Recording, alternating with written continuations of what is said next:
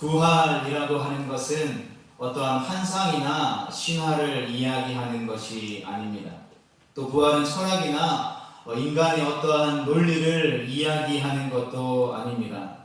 그래서 유명한 신학자 칼 바르트는 이 부활절과 성탄절의 설교는 짧으면 짧을수록 좋다고 했습니다. 이것은 설명할 필요가 없는 역사적 사실이기 때문에 그렇게 주장한 것입니다. 지금도 지구상에 살고 있는 많은 사람들 가운데에 3분의 1, 3명 중에 1명은 예수님의 부활을 믿고 있습니다. 또한 76억가량 되는 인류의 대부분이 예수님이 부활하신 주일을 또 공휴일로 지키고 있는 것 자체가 예수님의 부활을 입증해 주고 있는 것입니다. 우리는 예수님이 부활이 일어난 때와 장소를 세밀히 알고 있습니다. 우리는 가장 진실하고 소박했던 또한 부활의 증인들 또한 잘 알고 있습니다. 유명한 옥스퍼드대 역사학 교수였던 토마스 아놀드라는 사람은 이렇게 이야기했습니다. 나는 십자가와 부활 사건을 면밀히 검토한 결과 이보다 더 확실한 역사적 증거를 갖고 있는 사실은 인류 역사상 없다고 단언하였습니다. 또 로슈 맥도르라는 사람은 예수 그리스도의 부활이 사실이 아니라면 기독교는 인류 역사상 최고의 사기극이다. 그러나 예수 그리스도의 부활이 사실이라면 부활을 알지 못하는 사람들에게는 최대의 비극이 될 것이다 라고 이야기했습니다. 우리 이 시간 믿음으로 함께 선포하겠습니다. 부활하신 주님이 함께 선포하겠습니다. 부활하신 주님이 여기 계시며 우리와 함께 하십니다. 아멘.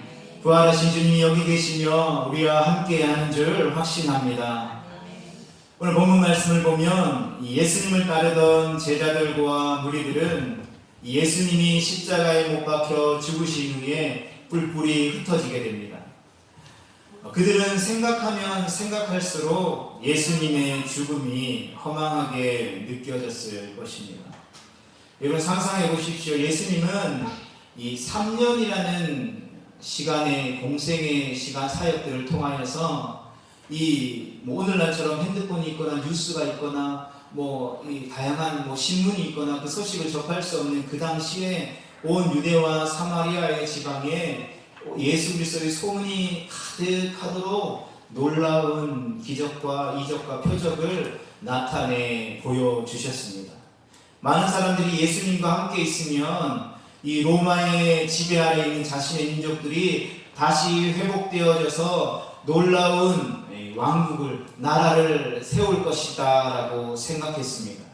그래서 예수님과 함께 먹고 자며 생활했던 제자들조차도 예수님이 왕이 되시는 그날에 나는 예수님의 오른편에, 나는 왼편에 서서 세상에서 왕노릇 하도록 우리를 세워주세요 라고 이야기했을 정도죠. 오병이의 기적을 예수님이 베푸셨을 때에 많은 사람들이 생각했을 것입니다. 예수님과 함께하면 이 땅에서 먹고 사는 것 걱정하지 않아도 되겠구나, 일하지 않아도 되겠구나, 사람들이 꿈꿔왔던 유토피아와 낙원에 우리가 살아갈 수 있겠구나 라고 생각했을 것이라는 것이죠. 그러한 그들이 예수님의 처참한 그 십자가의 죽음 앞에 뿔뿔이 흩어졌다라는 것이죠. 예수님의 부르심 앞에 가장 최전선에서 예수님이 하셨던 그 사역을 바라보며 예수님의 말씀을 들었던 제자들조차도 뿔뿔이 다 흩어졌었다는 것이죠. 그들은 생각하면 생각할수록 예수님의 십자가의 죽음이 허망하게 느껴졌을 것입니다. 어떻게 그분이 그렇게 덧없이 떠나실 수 있을까? 우리가 예수님을 잘못 본 것일까? 예수님이 우리 가운데 베풀어 주셨던 일들이 한낱 신비루에 불과한 것일까? 그렇게 안타까운 마음으로 예수님을 떠나보내고 사람들은 혼돈에 빠졌습니다. 호산나 다윗의 자손 예수 그리스도 찬송하리로다 가장 높은 곳에 호산나 찬양하던 이들이 혼돈에 빠졌다는 것입니다. 뿔뿔이 흩어져서 그 허망하게 된 일들을 삼삼오오 모여서 이야기하며 절망에 빠졌을 것입니다. 그나마 마지막 예수님을 장사하던 사람들도 안식일 전에 빨리 무덤에 모시느라 정신없이 황망하게 장례식을 치렀을 것입니다. 그래서 지금 예수님을 사랑했던 여인들이 안식일이 끝나기가 무섭게 새벽같이 예수님의 무덤으로 달려갔습니다. 오늘 본문 1절 말씀을 보십시오. 안식일이 지나며 막달라 마리아와 야고보의 어머니 마리아와 또 살로메가 가서 예수께 바르기 위하여 향품을 사다 두었다가 라고 기록되어 있습니다. 복음서마다 예수님을 찾아갔던 여인들의 이름이 각자 다르게 기록되어져 있는 것을 보게 됩니다. 우리가 함께 살펴보고 있는 마가복음은 막달라 마리아와 또 야고보의 어머니 그리고 살로메라고 했고, 누가복음에는 막달라 마리아 그리고 야고보의 모친 마리아 그리고 요한나라고 기록하고 있습니다. 그리고 마태복음과 요한복음에는 막달라 마리아와 다른 마리아라고만 기록한 것을 보게 됩니다. 어쨌든 종합해 보면 최소 3명 이상의 여인이 예수님의 무덤을 찾아간 것으로 보인다는 것이죠. 그렇다면 그들은 왜 예수님이 장사된 무덤에 찾아갔을까요? 성경의 여인들이 향품을 준비해 갔다라고 기록하고 있습니다. 유대인들이 장사 지내는 관습은 먼저 시신을 머리부터 발끝까지 물로 깨끗이 닦습니다. 그리고 후회 시에 냄새가 나는 것을 막기 위해 향료를 발라 주었습니다. 그리고 이 향료는 가정의 형편에 따라 이 다양한 종류의 향료를 바르는 것이 이 시신을 수습하는 절차였던 것이죠. 예수님을 십자가에서 내려서 무덤에 모실 때에 아리마대 사람 요셉이 예수님의 시신을 빌라도에게 요구합니다. 그리고 한밤중에 예수님을 찾아왔던 이스라엘의 선생이었던 니고데모가 가지고 온 침향과 몰약을 부어드리고 세마포로 함께 쌌다라고 요한복음 19장 38절과 40절에 말씀해 주고 있습니다. 하지만 안식일이 시작되는 저녁이 되기 전까지 급하게 장사를 지내느라 마지막 향유를 바르는 절차를 빠뜨렸던 것 같습니다. 그래서 여인들은 미리 향품을 사다 두었다가 예수님의 무덤을 찾아간 것입니다.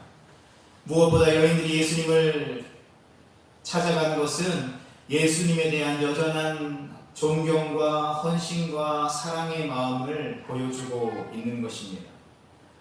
예수님이 십자가에 못 박힐 때나 예수님 장사 지낼 때에도 자리에 함께하지 않았던 제자들에 비하면 진정한 예수 그리스도의 제자들이 주님을 사랑했던, 주님을 따랐던 이들이 누구인지를 다시 한 번 더 생각해 보게 됩니다.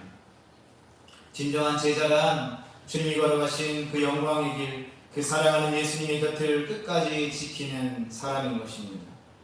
바라긴 우리 모두도 그러한 예수님의 곁을 지키는 참된 예수 그리스도의 제자 되어질 수 있기를 주님의 이름으로 축복합니다. 그러나 그럼에도 불구하고 지금 저들의 모습은 죽은 예수님에 대한 시신을 위한 것이지 부활과는 상관없는 행동이라는 사실을 우리가 기억해야 하는 것입니다. 살아생전 예수님이 부활하실 것이다 라고 했던 말씀을 기억했다라고 한다면 그들은 향품을 사서 예수님의 무덤으로 달려가지는 않았을 것입니다. 그럼에도 불구하고 예수 그리스도를 사랑하는 마음이 그들 가운데 있었기에 여인들은 새벽같이 예수님의 무덤을 찾아가게 됩니다. 본문에서 2절 말씀을 보면 안식 후 첫날 매우 일찍이 해 돋을 때에 그 무덤으로 갔다라고 기록하고 있습니다. 마태복음에는 안식 후 첫날이 되려는 새벽이다라고 기록하고 있고, 요한복음에는 안식 후 첫날 일찍이 아직 어두울 때라고 기록되어져 있습니다. 그럼 해가 돋을 때가 맞을까요? 아니면 아직 동트기 전 어두울 때가 맞을까요? 별로 중요하지는 않은 것 같습니다. 아직 동트기 전에 출발했지만 무덤에 왔을 때에 또 해가 떴을 때일 수도 있기 때문인 것이죠. 중요한 것은 그 예수님을 사랑하는 여인들이 그 예수님을 향한 사모하는 마음으로 아직 하루를 시작하기 전인 새벽녘에 예수님의 무덤을 찾아갔다는 것이죠. 사랑하는 이들을 만나러 갈 때에 어둠이 무슨 장애물이 될 수 있겠습니까? 어둠이나 또 새벽 시간이 문제가 아니라 오히려 여인들이 걱정하는 큰 문제는 바로 무덤을 막고 있는 큰 돌문이었습니다. 4절 말씀에 보면 심히 큰 돌이라고 기록되어져 있는 것을 보게 됩니다. 그들이 예수님을 사모하는 마음이 있어서 무덤을 찾아간다 해도 닫혀진 큰 돌문이 걱정이었습니다. 무덤 입구를 막고 있는 수백 킬로의 돌을 어떻게 여인들의 힘으로 치울 수가 있겠습니까? 그러나 무덤에 도착해 보니 그 돌문은 더 이상 장애물이 아니었습니다. 이런 살아계신 예수 그리스도 앞에 그 어떠한 것도 장애물이 될 수 없음을 확신합니다. 예수 그리스도 앞에 나아가는 것을 막을 수 있는 것은 아무것도 없다라는 것입니다. 우리가 예수 그리스도 앞에 나아가기만 한다면 주님은 친히 우리 가운데 살아 역사하셔서 우리의 모든 장애물을, 우리의 막고 있는 돌문을 열어주실 수 있는 것입니다. 눈을 들어보니 무덤의 돌문은 굴려져 있었고 무덤은 활짝 열려 있었습니다. 더 큰 문제는 예수님 시신의 향품이라도 발라드리려고 왔건만 사랑하는 예수님의 시신이 보이지 않는 것이었습니다. 그러나 이것 또한 인간적인 관점에서 바라봤을 때의 문제인 것이지 하나님의 관점에서는 전혀 문제가 되지 않는다는 것을 우리는 기억해야 하는 것입니다. 성도 여러분, 예수님의 죽음은 무거운 돌문처럼 확고부동해 보일지 모르지만 예수님은 사망을 이기시고 모든 죽음과 절망의 무덤문을 굴려버리셨습니다. 아멘. 예수님은 우리가 절망하는 죽음의 문제를, 죄의 문제를 굴려버리셨습니다. 우리의 힘으로 결코 굴려버릴 수 없는 걱정과 근심과 두려움을 한순간에 굴려버리셨다는 것이죠. 그는 결코 죽음에 매여 있을 수 없었고 사망을 정복하신 분이시라는 것을 우리 가운데에 확실하게 말씀해 주고 있는 것입니다. 우리 가운데에 그 구원의 문으로 활짝 열어주신 주님을 찬양합니다. 그러나 여인들은 시신이 없어진 것을 보고도 아직까지 부활을 상상하지 못하고 있습니다. 죽은 이는 그냥 무덤에 있어야 한다라고 생각했다는 것이죠. 우리 또한 믿음으로 예수 그리스도를 믿고 부활의 하나님이 우리와 함께 계시다라는 사실들을 믿음으로 살아가지만 죽은 이는 그냥 무덤에 있어야 한다라고 생각할 때가 많다라는 것이죠. 예수님을 믿고 이 땅의 가치로 살아가던 우리의 삶에서 돌이켜 하나님의 나라의 관점으로 살아가야 한다라는 사실들을 깨닫고 이해하고 있지만 실제로 우리는 아직도 죽은 이는 그냥 무덤에 있어야 한다라는 생각을 가지고 살아간다라는 것이죠. 그래서 어떠한 문제나 어떠한 이 기도의 제목이 있을 때, 우리의 삶에 돌문이 막혀져 있을 때에 이 돌문 뒤에 죽음의 시체가 있어. 돌문은 열려질 수 없고 그 시체는 그곳에 있을 수밖에 없다라고 생각하고 하나님 앞에 기도하기조차, 하나님의 말씀대로 행하기조차, 하나님 앞에 온전히 있는 모습 그대로 나아가 하나님의 놀라운 기적과 이적과 표사를 기대하지 않는 그러한 모습들을 너무나도 많이 보게 된다는 것이죠. 이성이 발달하고 많은 지식들을 배우게 되고 많은 경험들을 경험하는 오늘날 시대에 너무나도 뚜렷하게 나타나는 신앙의 모습이다라는 것이죠. 그래서 그저 봉사활동만 하면, 예수 믿고 사랑을 실천하기 위해서 봉사활동만 하는 것으로 우리가 신앙생활을 다 하는 것이다라고 그 수준에서 신앙생활을 우리가 멈춰버릴 때가 많다라는 것이죠. 그것은 예수님을 믿지 않는 죽음에 머물러 있는 세상 사람들도 다 할 수 있다는 것이죠. 우리가 부활의 신앙을 가지고 살아간다는 것, 우리가 부활의 산소망을 가지고 살아간다는 것은 그 죽음 너머에, 그 무덤에 더 이상 주님이 계시지 않는다는 사실들을, 우리는 그 죽음 너머에 있는 하나님의 영광을 보는 사람들이라는 사실들을 선포하고 고백하는 사람들이라는 사실들을 우리가 반드시 기억할 수 있기를 주님의 이름으로 축복합니다. 그러니까 첫 번째 무덤에 놀라고 예수님의 시신이 보이지 않는 것에 더 놀라지 않을 수 없었다는 것이죠. 그리고 세 번째 놀라는 것은 흰 옷 입은 천사가 예수님 누이셨던 곳에 앉아 있었다는 것이죠. 그 천사가 말합니다. 놀라지 말라. 너희가 십자가에 못 박히신 나사렛 예수를 찾는구나. 그가 살아나셨고 여기에 계시지 아니하니라. 아멘. 그가 살아나셨고 여기 계시지 아니하리라 라고 선언하고 있다는 것입니다. 그렇습니다. 예수님은 다시 살아나셨습니다. 사망을 이기시고 부활하신 예수님은 더 이상 무덤에 계시지 않는다라는 것입니다. 우리가 세상에 그 무덤에서 있어야 할 일들을 예수님께 가지고 나아갈 수 있는 이유가 바로 여기에 있는 것입니다. 그 주님이 사망과 죽음에 얽매여 있는 분이 아니라 그 사망과 죽음을 이기시고 승리하신 분이시기에 우리는 이 땅에 일어날 수 있는 그 어떠한 문제일지라도 하나님 앞에 가지고 나아갈 때에 부활의 산소망이 되시는 주님이 그 문제의 해결자가 되어주셔서 우리의 산소망이 되어주셔서 우리로 이 땅에 살아가지만 하나님의 나라를 살아가는 것이 어떠한 것인지를 날마다 경험할 수 있도록 우리 가운데에 말씀해 주고 있다는 것입니다. 그리고 천사는 여인들에게 이르기를 가서 그의 제자들과 베드로에게 전하라고 말합니다. 부활의 소식을 전하라는 것이죠. 그리고 그 이야기를 들은 여인들은 몹시 놀라 떨며 도망치듯이 무덤을 빠져나왔던 것입니다. 사랑하는 성도 여러분, 부활하신 예수님은 사랑하는 제자들과 함께 거하기를 원하셨다는 것이죠. 그들은 모두 예수님을 버리고 떠났지만 그럼에도 불구하고 제자들을 향한 하나님의 사랑은 여전하고 변함이 없다라는 사실들을 말씀해 주고 있다는 것이죠.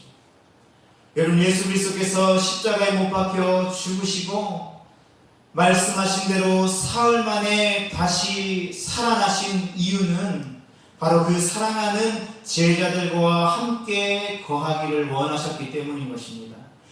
사랑하는 우리를 구원하셔서 우리와 함께 하기를 원하셨기 때문이라는 것입니다. 그래서 이전에 말씀하셨던 대로, 약속하셨던 대로 제자들을 만나기 위해 갈릴리로 먼저 가셨다라고 말씀하고 있는 것입니다. 그렇습니다. 우리 주님은 지금도 살아계셔서 우리와 함께 하시기를 원하십니다. 부활하신 주님이시기에 오늘도 우리와 함께 계시고 영원히 우리와 함께 하신다라고 말씀해 주고 계십니다. 부활은 이처럼 구원의 완성이자 우리를 향한 하나님의 사랑임을 확신합니다. 그 사랑이 우리 가운데 오늘 다시 한 번 더 부어짐으로 말미암아 우리가 우리를 위해 십자가 지시고 부활하신 그 주님을 더욱더 사랑하고 우리를 부르신 삶의 자리에서 그 부활하신 주님을 자랑하며 살아가기를 원하신 줄을 믿습니다. 사랑하는 성도의 말씀을 정리하면서 우리는 때때로 이 땅에 살아가면서 세상의 말과 인간들의 말에 속을 수도 있습니다. 부활은 무엇이시야? 죽었다가 다시 살아나는 것을 우리가 어떻게 믿을 수 있어? 이 인류의 역사상 죽음을 이겨낸 사람은 없어. 그것은 다 꾸며낸 이야기야. 예수님의 제자들이 꾸며낸 이야기다 라고 이야기하곤 합니다. 아무리 역사적으로 살펴봐도 그것은 불가능한 일이다라는 것이죠. 그리고 많은 사람들이 예수님을 믿는다라고 하면서도 그러한 속임수와 거짓에 속아 넘어가서 무덤에 그치는 신앙으로 머물러 있는 것을 보게 됩니다. 성도 여러분, 그러나 오늘 이 부활의 아침 다시 한 번 더 부활의 산소망이 되시는 그 살아계신 하나님의 임재 안에서 우리의 영안이 열려져서 다시 한 번 더 부활하신 그 하나님을 바라볼 수 있기를 축복합니다. 그 주님은 죽음을 이기시고 부활하셔서 우리와 함께 하시고 우리를 아버지 하나님께로 인도하실 분이시며 오직 부활하신 예수 그리스도 한 분만이 우리의 길이요 진리요 생명 되심을 확신합니다. 예수님은 부활의 참 열매가 되셨고 우리를 참된 부활로 이끄시며 우리를 영원한 하나님의 자녀로 인도해 주시는 유일한 구세주이심을 믿습니다. 복음의 핵심은 예수님이 십자가에 죽으셨고 부활하셔서 지금 우리와 함께 하심을 믿는 것입니다. 복되고 기쁜 부활의 아침, 바라건대 우리 모두가 이 부활의 주님을 확신하고 믿음으로 그분과 연합함으로 날마다 부활의 소망 가운데 승리하는 삶을 살아갈 수 있기를 주님의 이름으로 축복합니다. 그리고 우리 성도들의 소망은 그 주님을 만나보는 그때까지 부활하신 예수님을 기쁨으로 전하는 것입니다. 부활의 주님이 오늘도 우리와 임마누엘 하나님으로 함께 하심을 우리가 믿기에 우리를 부르신 그 모든 삶의 자리에서 담대히 부활의 주님을 찬양하며 그 부활의 주님을 증거하는 거룩하고 복된 성도의 삶을 살아갈 수 있게 되기를 주님의 이름으로 축복합니다.